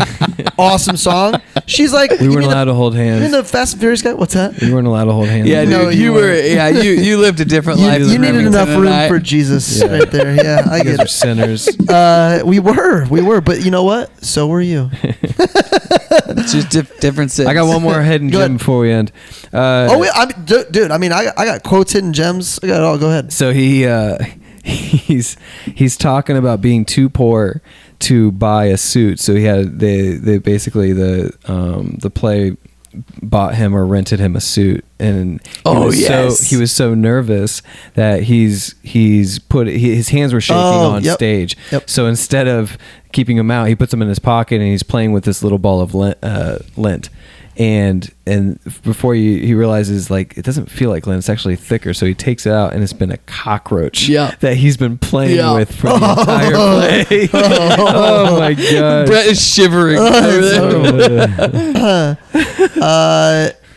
So many. I got quite a few quotes. There's a lot of quotes. He had a lot of great stuff. One moment when he realized when he kept saying no to stuff, I think this is when he said, I was imitating life, but I wasn't living it. Mm-hmm. And it was kind of similar to McConaughey, when McConaughey is like, I was acting in my own life versus just, like, I was more alive in my movies than I was in my own life. It goes back to his original quote, which watching is not the same as doing, and it can give you unearned. Well, that's the stuffed dog, right? Like, if you're imitating it, right? You're not, he's imitating something versus, like, inhabiting it. Yep. Right. The Hecuba, the stuffed dog. In that same chapter, here's a quote. I'll give you some MASH stuff here, but I hated when they called us a sitcom. We were a comedy sometimes, we were a comedy, sometimes a drama, but we always told a story with strong characters, and often explored a theme that had something to do with people's lives. We began the show during the Vietnam War, and some people felt that it was really about that war, right? But it was about all war. So I think that like speaks to why I am such a big fan of it. I actually not a big fan of sitcoms. Like I can't make it through a season of The Office, right? Yeah. Like I can sit down and watch an episode of The Office. I can appreciate it.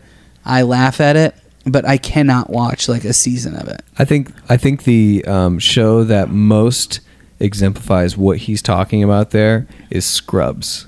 I think Scrubs is our generation's version of that, where it's like it's not a sitcom. It's a comedy, but it's also drama, and there's a lot of emotions that go through, and they try to tell a story through these characters. Is MASH a like I think of USA shows are very the same 4 plot points, rinse and repeat over and over and over again, meaning there's something that happens, you learn a life lesson along the way, and no, not like every episode. Like Andy Griffith? Yeah, like it's like we're watching Castle right now, which is... Isn't that Hitler? No. That's the that's the Man in the High Castle. Man in the High Castle. That's a Netflix. This is like a ABC from like, I don't know, probably 10 years ago. But it's like we like it, but it's like every time somebody dies in the beginning. Yeah. But MASH is not that, is what you're saying. Suits. No. Suits very rinse and repeat script. Yeah. No, it's crazy. Like they'll do, like he talks about an episode in there where they did it all improv, right? Where they just interview the characters. So they brought in a guy to be essentially like a TV reporter, and then he asked questions of the characters, and they just gave their answers. Right, so it wasn't scripted at all. That's fun. It's called, I can't remember what it's called, but they'll do episodes like that. They'll do episodes that are just completely hilarious and just full of pranks. And then they're dealing with death, and they're so funny because they have to be, because they're just surrounded by death all the time. Like they're literally operating on 17, 18, 19-year-olds all day long who have just been blown to bits. They're on the front lines. They're not quite the front lines, but they are the next one. Yep. So they're joking and drinking and stuff. It's kind of depressing in that way. Like the title of the song, the da, da, da, da, da, da, da, it's called "Suicide is Painless." Jeez. Oh, yeah, the movie itself from the 70s. Which the movie come first? Yes. So the movie came first, and then it was so successful they created a show off of it. I mean, it was successful. For sure. This started as a movie? I don't think it was a book. Alda wasn't the movie. It was a book. And then, the Hawkeye is Donald Sutherland. Yeah. In the movie. Got it. Now, the Radar O'Reilly is in both. But he's the only character that's in both. Who's the character that dresses up like a woman to get out of the army? That was from a Lenny Bruce bit. Well, I remember that. Yeah, this is a Klinger. bit that he learned. Klinger. Yeah. Well, and he was just supposed to be like in a couple of episodes. Yeah. But was so good that that's Paul Bettany, man. He's got they had to keep him. Yeah. And by the way, he goes to the very end. Yeah. And Chris Pratt was the way same that way, he ends by is the hilarious. way. On Parks and Rec, he was just supposed to be a character that falls off after the first couple episodes, but he was so funny and great with the cast. He's got some really great moments on that show. TV's great like that, by the way, because they can be flexible. Yeah. They're writing seasons as they go. Right. Quote.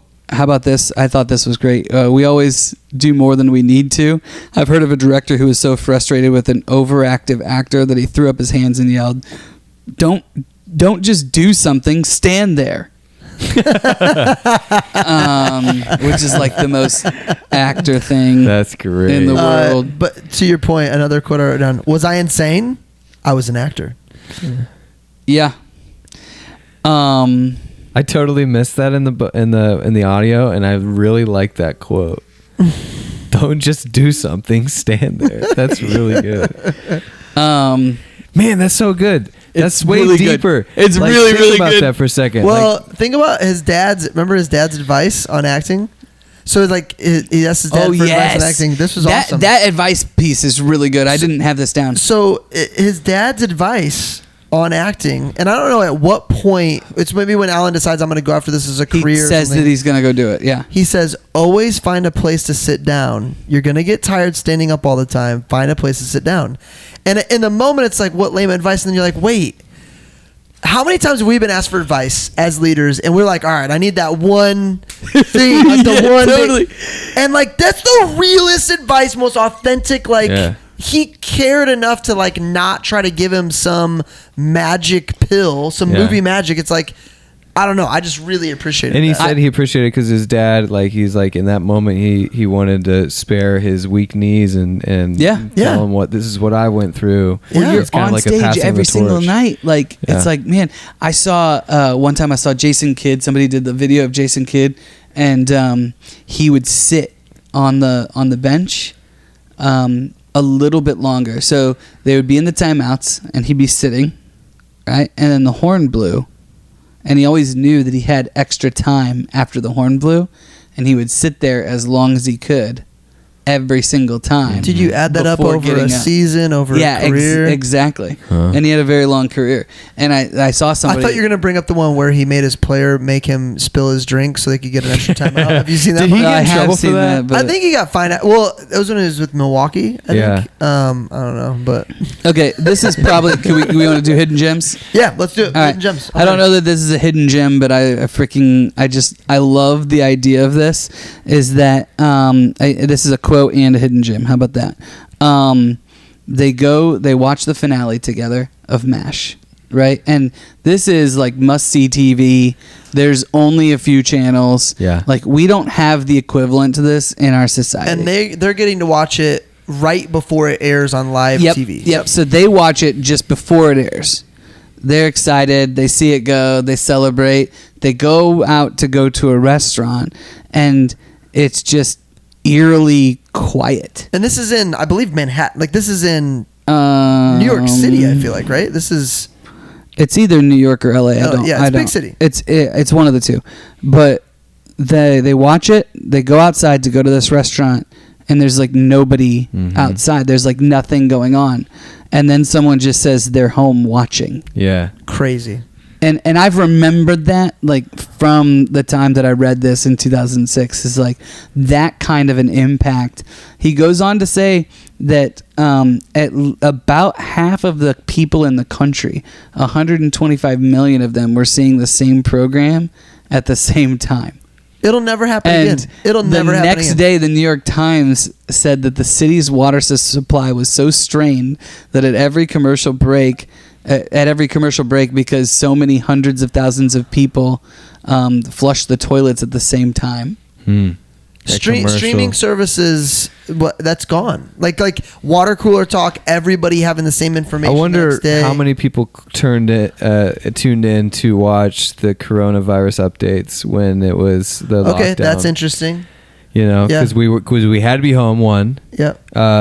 It was all we all didn't know what was going on, so you wanted the update. I mean, I don't know about you guys, but like, this is kind of eerie, but like just watching the death toll ticker go up. It was scary time. But there's not much like appointment television in today's world. Like, it's all like you can watch even it if later, it is, stream. they upload an entire season at once. It's like, basically sports, though. Sports I feel is like the Game one last... 7s, right. Yeah. Game 7s are very much that way. Or like big games, or like stuff with like Caitlin Clark right now. Dude, I love basketball. I love the NBA playoffs. I watched one game of the finals, and it was because I was working out, and I was like, I want something to be on TV. Yeah, but it was 4-0. To your point, like, it's like there's just, it's not ingrained into, all right, I have the to Super Bowl, right? Like, everybody, like, that's cultural. Yep. Everybody watches that. I feel like the last show that I can think of that would have even been kind of close is Game of Thrones. Yeah. Game of Thrones was up there. Yeah. We had I mean, that's the last show. We had office I don't know that there will parties be another one. In college. We used to have like office watch parties. And we had Game of Thrones. Like, we're old enough to where like there's still such a thing before streaming was a big thing, but with the way that streaming is now and the way that they release shows, like it's going to be really hard for there to be. You know, something I don't want to take away from what you're saying because it seems like it really had an impact on you. But it is interesting to me the amount of narrative you can control when you write your own biography. So like he had actual numbers to back it up. Yeah. So he could have gone to any restaurant and they'd know him and be like, they're all watching your show. And he puts that in his book. And now it's like the narrative, right? Sure. Anyway. Yeah, I can't wait. I'm not trying to dodge. I can't wait to write my autobiography. I know. No, I mean, I can't mean, wait to rewrite my own history. He said it was hard to estimate because like, there were so they many actually did have numbers, but they knew how many TVs, and so it was estimated. But it is wild interesting. though. Where I thought you were going to go with it is like think about how much power the networks had over what people were thinking at that time, or what because like, you could create. And you know what? I don't want to be naive, but I think they didn't take advantage of it. Like probably not anywhere near as much as they would like today. now. Yeah, nothing like now. Yeah. Well, it's interesting. I think Gladwell talks about this at one point, but like they actually had to be a lot more middle, right? Because everyone had to watch.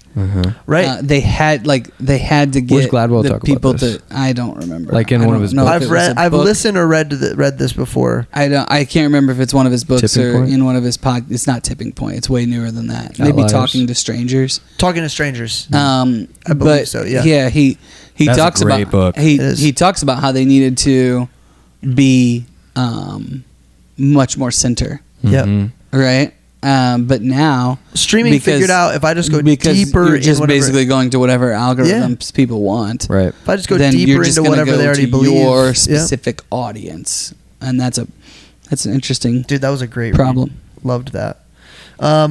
Hidden Gem. He snuck away from base to get Arlene.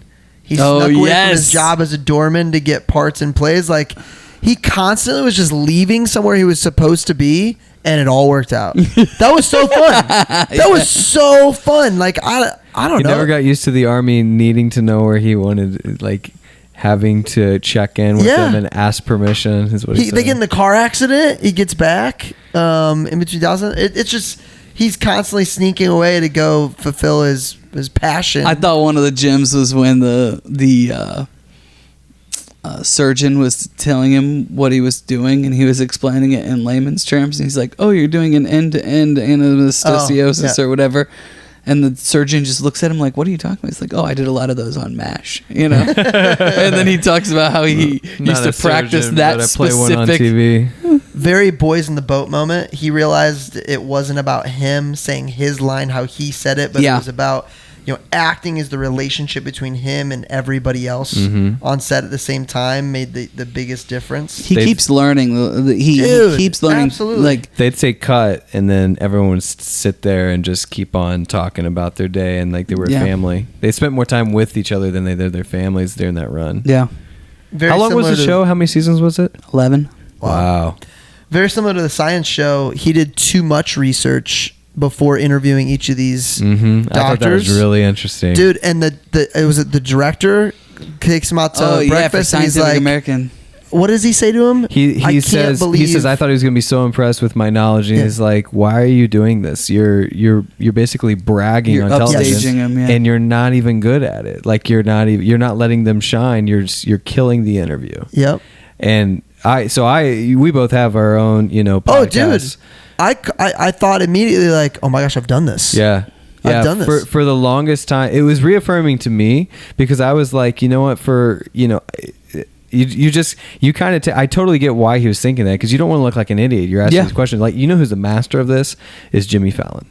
Jimmy Fallon knows the answers to all the questions he's asking. But he definitely looks like an idiot. He doesn't. No, he doesn't look like an idiot. He looks like a genuine, curious. Yeah. I'm going to be your biggest fan while I ask you this question. That's a really good. He is everybody's biggest fan. Who is? Yeah. And I really do. I get the feeling that a lot of it's genuine. I'm sure some of it is him doing his job, but like he really is their biggest fan in that moment. Yeah. While they're I think that I think if you were going to say like who's the best at this, like I think Stern's really good at this. I think Rogan's really good at that. Where they just like ask questions. Like they don't know the answers. They don't know where it's going to go. They get people who they find interesting. to come onto their Rogan, programs, and they just ask questions, and they speak a lot less than What their guests. I really appreciate about Rogan is he'll talk about what another guest has said. So Yeah. like, that's interesting what you said. Another guest I had on the show. Yeah, That's do what I was you gonna know say. so-and-so? I don't watch a ton of Rogan, but what I've seen is he has a way of doing it without. He has a way of sharing his thought without taking over, or like sharing his thought without like one upping. Like, whenever he does interrupt, it's like genuine, and he like genuinely wants to learn. Like, he just that's why I kind of trust when he's able to do that. I think Alda has that. He seems like he has that same curious mind. I've never seen the show. His show, the Alda show? Scientific American. Yeah, I had never heard of that. I'm sure you can find it somewhere. Maybe. I got a couple more hidden gems. First of all, Arlene continues to strengthen our idea that like great men need great Finding women the right behind them. wife. Holy cow, man. Yeah. To your point about saying like McConaughey saying no over and over, and then he goes to what's her name again? Camila, and he's like, I got these 3 options. Which one do I do? And she's like, all 3 of them. Like, Sack grab up. those. Let's grab go. those balls, big boy. Let's go. I mean, I feel like Arlene had a couple of moments like that where she really encouraged him at the right moment. Dude, doctors are so damn impressive. Doctors are. I don't know how you guys felt after the first time you had your first child, but like the nurses and everybody, I'm like, we can't pay you enough. Right. Like, I'm gonna complain about medical bills for the rest of my life. Fine, we can't pay you enough. Like, it's just. You're not impressed with the administrators, but you are impressed with the doctors. It's The amount of amazing. miracles that happen in the hospital Yes. day after day. It's crazy. It's absolutely nuts. He gets really close to dying there in Chile. Mm-hmm. Like he does it hour by hour. He writes his obituary. And then he talks about golden time. So golden time on the set every hour after 12 hours for a stage crew. I think they're paid doubles per hour. Yeah, He that or said time and a half. That's every second after you almost die, you view as golden time, and it lasts for a while. It feels like when he writes about it, like he's really feels like he's living on borrowed time for a while. And then last golden gem for me was he found a way of how to care without caring. And I don't know why that makes sense, but it makes sense to me. Like, he found a way to care. That was a very without big, caring.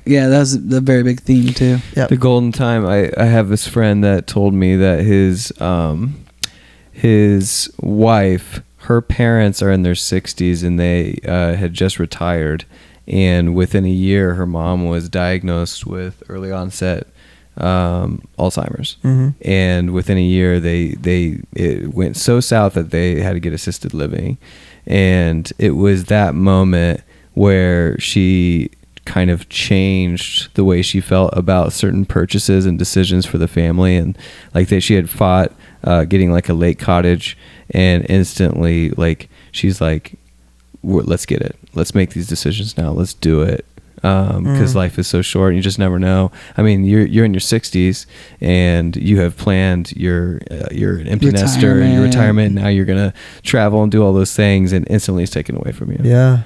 You know, in the most brutal way. So I struggle with that anytime I'm faced with the option of saving money or doing something. I feel like you're really good at spending money on things that are going to create experiences for yourself and for your family and for others. And it's just like, what are you gonna like? I'm 70 and I'm gonna be like, all right, well, now it's time, right? Like yeah. but and then part of it is being financially responsible. Like what? But I don't know. I always ask like, what's the biblical point of view on that? Like, and it's a hard thing. It's praying about it. It's whatever. But well, I think a lot of your investments can be the decision to make money and also bless other people at the same time. Like if you think about real estate and you buy a property that will cash flow, but it'll also allow you to host families and do things like, you know, those 3 cabins that are small. I didn't put a ton of money in comparatively to other people's investments, but it's allowed us to have our, you know, our Man Olympics that we do every year. I've hosted my entire family, my entire mom's side of the family at these places. And when there's not that being happening, there's money coming in from that. Yep. And so, you know, you guys joked earlier, I can't remember if it was this episode or last, where we're, you know, just buy a cat company. Like instead of spending money on that thing, if you're spending enough money on it, you might as well just buy the company. Like I really think that way. Yeah. You know, if I'm going to go But there, you would buy it for Charlie if she was excited about design and be like, all right, cool, Sure. this is going to be And our then- thing. Yeah, because she's Yeah. like an artist, and now it's like, all right, we're going to learn this together, and then, you know, hopefully you'll adopt this. Here's what's company. ridiculous. If you start doing something like that a month from now, neither one of us would be surprised. I would for sure take credit for the idea. Not be surprised at all. Royalties. No, I just want the credit. That's all. He just wants the honor. Yeah, He's Prince William. that's right. Any final hidden gems before we rate? No, We did a good job of that. Man, rating 1 to 9. I'll go first. This is a tough one. I loved it, but I'm gonna give it a 6. But I loved it. a 6. A 6. But So I you loved it. liked it less than the other books? Yes. Yeah. But I loved it. I went in with 0 expectations, which helps. Yeah. So much. Yeah. Yeah. Yeah, I think I'd give like a 7.2. Yeah. It's a 6 for me as well. I think that I told you guys from the very beginning, like when I read something about this, I'm expecting to peel back the curtain on like stories of that person and how I know them. So, but I can appreciate the story that they want to tell. I just felt like in the middle it dragged on a little bit, and I wanted to get to the good parts.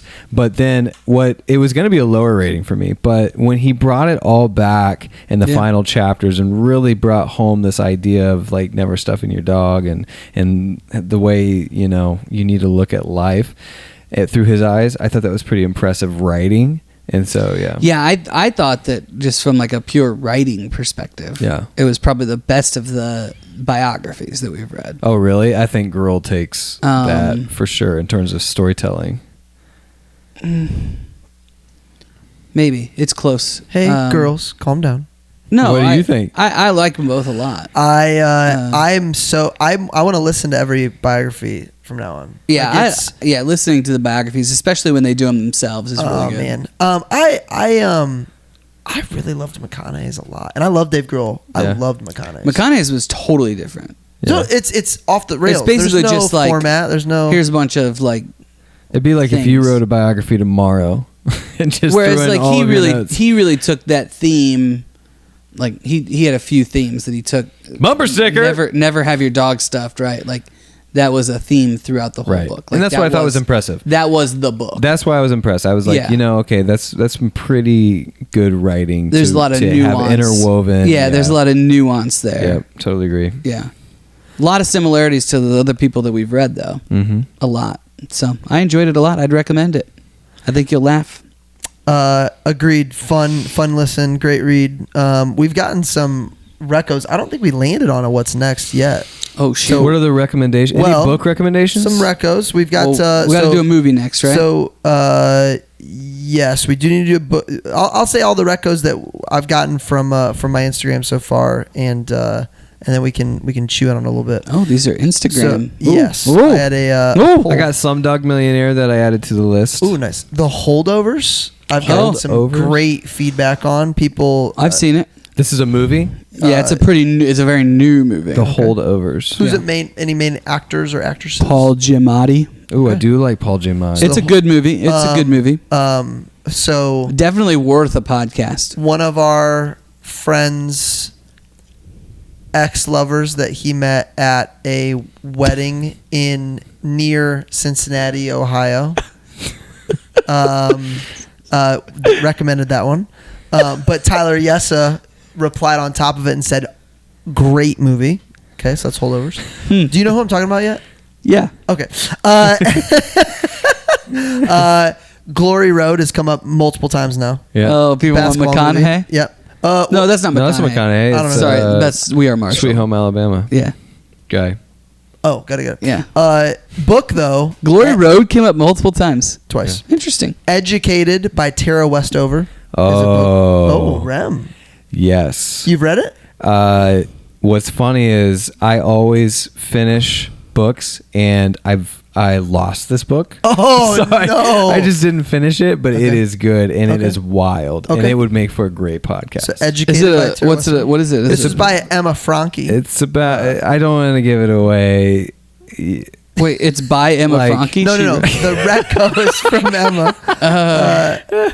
It's about a girl who grows up in the mountains and is like sheltered from everything. Ooh. Okay. Is it like a true story or is it a novel? Yeah, no, it's a true story. Interesting. True story. Wow, You can okay. look her up. She's on, Yeah, I mean that we could do that for the next book. Is Educated would be great. Tara Westover? Let's do that for the next book. Yeah. Tara Westover is the author. Is she also the girl? Yeah. Oh wow. Okay. Yeah. And then I do want to do Seductive Poison at some point in time. though. Who's that? Seductive Poison is a survivor. She's a survivor from Jonestown. Oh yeah. This is like You've one of the most mentioned that. impactful books I've ever read. Oh, wow. Wow. Yeah, So really let's cool. put those. Say two it on one the more list. time. Seductive Poison. I really hope we had. I wish we had a spreadsheet. I put it on the Oh, spreadsheet. nice. Okay. And then The Alchemist that's a good was one. recommended to us as well by Siggy Swain, Davion Swain. It's one of those books that they give every salesman when they become a Yeah. salesman. I've been given it many times. Have not read it, I haven't read it either. which is why I'm in management. And then those are the recos that we got recently. Those are all books. Oh no, those. Well, first were Holdovers movies. wasn't. Yeah, holdover. So we need a movie. We also had some movie ideas from earlier. We got We had some anything other where- movie ideas. Somebody said if we wanted to go like Mean Girls or something like that. We got one of those. I definitely want to do more like mainstream and get people's feedback on what we think, on Yeah. what they think of the movie and our like thoughts on it. Okay, so don't pin us down to something. Well, right now. Holdovers was like critically acclaimed last year. Right. Like, I'm okay with doing that too. I just think that yeah, I some think of our that more fun I've episodes- enjoyed some of these that Some we've of done our where more they're fun more like episodes. in that like 2000s. Yeah, because people are 2010. like remembering it, watching Sure. it with us. Like I like to hear the stories of people like I listened to it and then I went back and I watched it. Gotta you get know, it. that kind of thing. Yeah. Well, we definitely know we have to do Gladiator at some point. We don't have to do that next, but we. I mean, we could, and Olympics are coming soon. Is that? I mean, does it make you think Olympics? The original Olympics. That's not Olympics. No. We talked about doing Chariots of Fire. To talk about that. I mean, what else is on that spreadsheet? Did you pull it up? No. Movie wise, none of this is going to make it into the podcast. We'll tell you what's next time. We can do that. She can also cut all this and then. Yeah, she can cut a lot of it. which we never will. What's next? Cover podcast master. So we've got Dead Poet Society, Slumdog Millionaire, Oh. Fight Club, Gladiator, Dan in Real Life. Oh, Fisherman's Friends. I don't know what that is. I put that on there. Kingdom of Heaven, Hoosiers, Chariot of Fire, Inside Out, Wonder, Nobody, Nope, Mean Girls, Dodgeball. How about this? Let's just put a list on and have people vote for it, and we'll let you know next love episode. It. Okay. So, that's fun. So Vote by. Well, Yeah. we can't. you'll check it out. That's by the not gonna time work. you It'll be listen on- to this, It'll be on Brett's. by the time you Yeah, but listen by to the this, time you listen to this, we'll have you already will have recorded. already. Hey, it won.